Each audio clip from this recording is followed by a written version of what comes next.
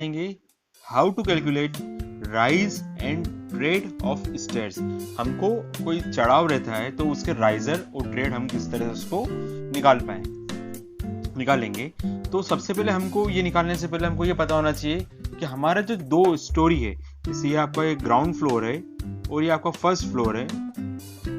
Ground floor और first floor की distance कितनी है? मान लीजिए अभी मैंने यहाँ जो डिस्टेंस ले रखी है वो अप्रॉक्स 3 मीटर के आसपास ले रखी है। ये आपको दिख रही होगी, मैंने अप्रॉक्स 3 मीटर है। आप चाहे 4 मीटर ले, 5 मीटर ले, इट डिपेंड ऑन यू। फिर उसके बाद हम ये जानेंगे यहाँ पर कि राइजर किसको बोलते हैं और ट्रेड किसको बोलते हैं। तो ये जो चीज होती है ये आपका ट्रेड होता है और ये जो पार्ट होता है स्टेयर्स का, चढ़ाव का, वो होता है राइजर और ट्रेड। आई होप आपको समझ में आ गया होगा कि राइजर किसको बोलते हैं और ट्रेड किसको बोलते हैं। तो हमारा चढ़ाव इस तरह से कुछ बना हुआ होता है, राइजर और ट्रेड। इसके बाद ये अभी हम लेके चल रहे हैं कि राइजर का जो साइज है वो 150 mm के आसपास का है और ट्रेड का जो साइज है वो 300 mm के आसपास का है। हमारा राइजर का साइज कितना है यहाँ पर 150 mm और ट्रेड का जो साइज है हमारा वो है 300 mm के आसपास। इसको मैं मीटर में कन्वर्ट कर रहा हूँ तो राइजर हो गया हमारा 0.15 मीटर और ट्रेड हो गया है 0.30 मीटर। तो यह आपको इतनी बेसिक कैलकुलेशन आपको समझ में आ गई होगी। अब हम लोग जो इसमें आगे बढ़ते हैं तो जैसे कि आपको दिख रहा होगा वीडियो में कि ये हमारा एक, इसको हम बोलते हैं फ्लाइट। ये हमारी एक फ्लाइट रहती है, ये जो होता है हमारा लैंडिंग, और ये हमारी सेकंड फ्लाइट। तो हम इस 3 मीटर पार्ट को हम दो टुकड़े में दो पार्ट में इसको हम कन्वर्ट कर देंगे। तो पहला हमारा जो हो जाएगा dimension from ground level to landing वो हो जाएगा 1.5 मीटर और लैंडिंग से हमारी जो स्लैब हाइट रहेगी वापस कितनी हो जाएगी 1.5 मीटर। तो इस तरह से हमने इसको दो पार्ट में यहाँ डिवाइड करा है, D/2, क्योंकि हम डायरेक्टली एक साथ पूरी स्टेयर्स नहीं चढ़ा सकते।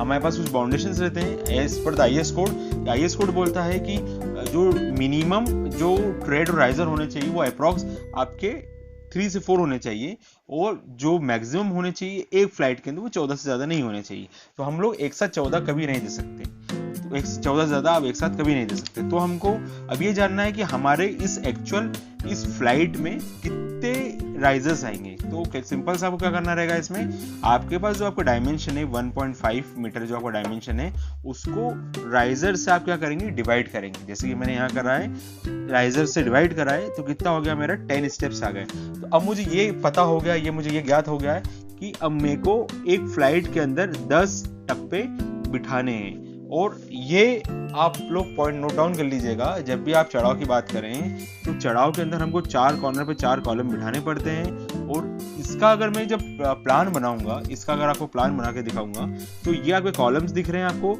ये आपके अप वाले राइजर से आप इधर जा रहे हो, आप यहाँ आए और आप इस तरह से ऊपर आ गए। तो ये आपका ये वाला राइजर दिख रहा है, ये वाला इस तरफ दिख रहा है और ये जो आपको ये ट्रेड्स दिख रहे हैं आपको इस तरफ से दिख रहे हैं। ये आपको नोट डाउन करना, हमेशा ध्यान रखिएगा इस चीज को। और ये जो डायमेंशन रहती है हमारी, ये अप्रॉक्स जितना आप ये विड्थ ले रहे हैं यही विड्थ आपकी यहाँ पर रहेगी। तो आपको ये पता हो गया कि हमको किस तरह से कैलकुलेशन करना है। अब हमको ये भी जानना जरूरी है कि ट्रेड क्या होता है। तो ट्रेड इसलिए मैंने बताया, इसमें हम लोग पेड़ रखते हैं, उसको बोलते हैं ट्रेड। अब ट्रेड क्या होते हैं, ट्रेड हमेशा राइजर से एक कम रहेंगे। आप ये पॉइंट नोट डाउन कर लीजिएगा, ट्रेड जो है हमेशा राइजर से एक पॉइंट कम रहेंगे। तो जैसे ही कम रहा, तो जैसे मेरा यहाँ अगर 10 राइजर आए तो एक कम हुआ तो कितना हो जाएगा 9। तो इस तरह से आपके क्या हो गए, राइजर निकल जाएंगे तो ट्रेड निकल जाएंगे। अब आपको ये जानना है कि ये जो ट्रेड है ये कितनी डिस्टेंस आपकी एक्वायर करेंगे, क्योंकि हम ये डिस्टेंस हमको भी निकालना बहुत जरूरी है। ये वाली जो डिस्टेंस है आपको ये निकालना बहुत जरूरी है कि ये डिस्टेंस कितनी एक्वायर करेंगे। तो हमारे राइजर कितने हैं, यहाँ पर हमारे पास 9 राइजर है और जो हमारे जो टप्पे, जो हमारे पैर रखने की जगह है जिसको हम कितने लेके चल रहे हैं, वो लेके चल रहे हैं 300 mm। आपको यहाँ जैसे दिख रहा है 300 mm, तो कितना हो गया 2.7 मीटर हमारी ये डिस्टेंस हो जाएगी जिसमें हमारा एक्चुअल जो फ्लाइट रन करेगी। और उसके बाद जो हमारी ये डिस्टेंस कितनी हो गई, आपको जो मैंने जैसे बताया, ये आप जितनी विड्थ रख रहे हैं अप्रॉक्स आप इसको ये विड्थ भी आप लैंडिंग की आप रखेंगे।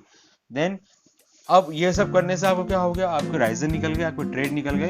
अब हम लास्ट जो मेन इंपॉर्टेंट पॉइंट था कि मिनिमम IS कोड या एक हम साइड पे थंब रूल के हिसाब से कितना देते हैं, हम ये जानेंगे कि ट्रेड कितने होने चाहिए मिनिमम और साइज ऑफ राइजर कितनी होनी चाहिए मिनिमम।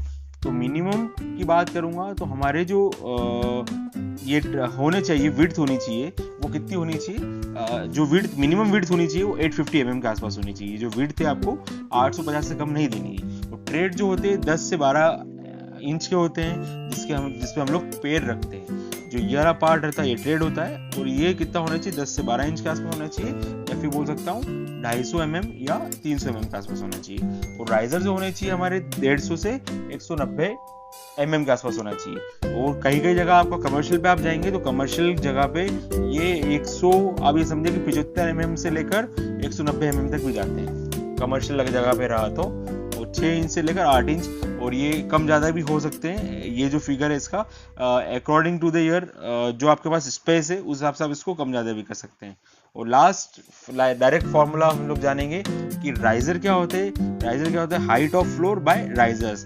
तो हाइट ऑफ फ्लोर जैसे कितनी थी हमारे पास 1.5 मीटर थी, तो राइजर कितने हमारे 150 mm, तो उससे मैं क्या निकालूंगा, उससे मेरे नंबर ऑफ स्टेप्स निकल जाएंगे। नेक्स्ट वीडियो में बनाऊंगा कि इस स्टेयर के अंदर कितना कंक्रीट लगेगा, या हम बोल सकते हैं how to calculate concrete in a stairs.